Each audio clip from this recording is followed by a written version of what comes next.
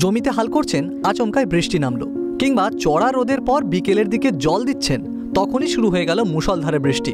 আবার মেঘলা আবহাওয়ায় ভাবছিলেন বৃষ্টি নামবে, তাই চাষের সবজিতে জল দিলেন না।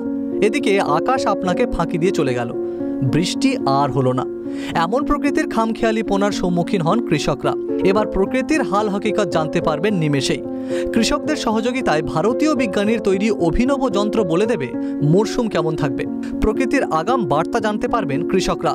খুব সহজেই তা বোঝা যাবে এই যন্ত্রের সাহায্যে। এটি আবিষ্কার করেছেন ভারতীয় গবেষক পরাগ নার্ভেকর। একসময় নাসার বিজ্ঞানী হিসেবে কাজ করেছেন তিনি।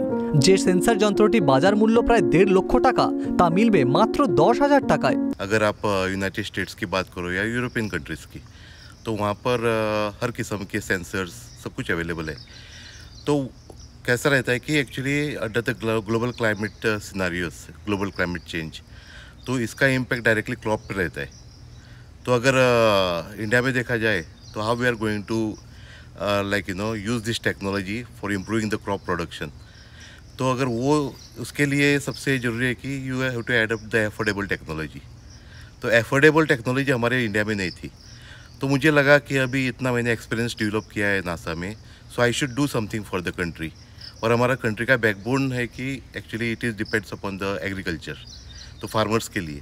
और फार्मर्स एक्चुअली ये टेक्नोलॉजी अफोर्ड नहीं कर सकते अपना यूएस में जो अवेलेबल रहता है वो। तो इसीलिए ये मुख्य कारण था कि इंडिया में आके एक एफोर्डेबल टेक्नोलॉजी बनाने का, यानी कि वो हमने जो प्रयास किया है सह्याद्री फार्म के साथ। একদিকে ব্যয় কমানোর প্রচেষ্টা, অন্যদিকে আধুনিক যন্ত্রকে বাস্তবে নিখুঁত করে তৈরি করা। বিজ্ঞানী দেখেছেন বিদেশে এই ধরনের যন্ত্রের ব্যবহারে কতটা উপকৃত হন কৃষকরা। তাই মহারাষ্ট্রের নাসিকেও তিনি কৃষকদের মধ্যে এই যন্ত্রটি ছড়িয়ে দিতে চান। वेदर फोरकास्टिंग कैसे है कि actually it is depend upon mostly on the satellite data sets. तो सैटेलाइट से हमको जो अर्थ ऑब्जर्वर का डेटा मिलता है, तो उसके हिसाब से हम लोग एस्टिमेट्स करते हैं। लेकिन अब तक देखा जा रहा है कि कभी कभी वो अंदाज उतना ठीक नहीं रहता। तो अगर आप वेदर का स्टेशन अपने आप फार्म पे लगा लेते हो, तो उसका आसपास का एरिया जैसे कि 5 किलोमीटर रेडियस, तो उसमें वेदर क्या चल रहा है और वेदर प्रेडिक्शन क्या दिखा रहा है, अगर वो हमको ज़्यादा पता रहे तो we can improve the weather prediction.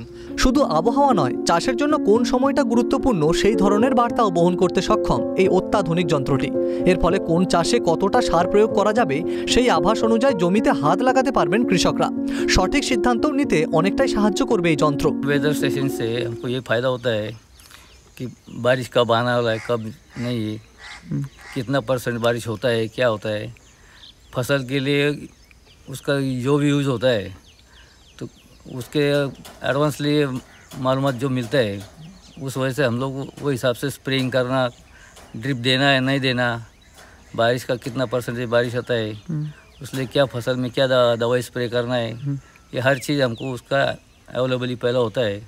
इसलिए उसका बेनिफिट हमको अच्छे तरह से मिल सकता है। সম্প্রতি সহ্যাদ্রি ফার্মে ভারতীয় বিজ্ঞানীর তৈরি যন্ত্রটি বসানো হয়েছে।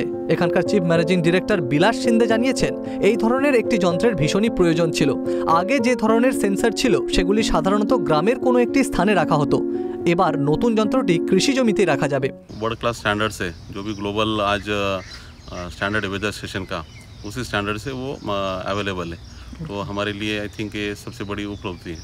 ভারতের ভিত্তি যে কৃষি তা ভালোই জানেন এই বিজ্ঞানী। নাসায় থাকাকালীনও দেশের মাটির প্রতি কিছু অবদান রাখতে চেয়েছিলেন।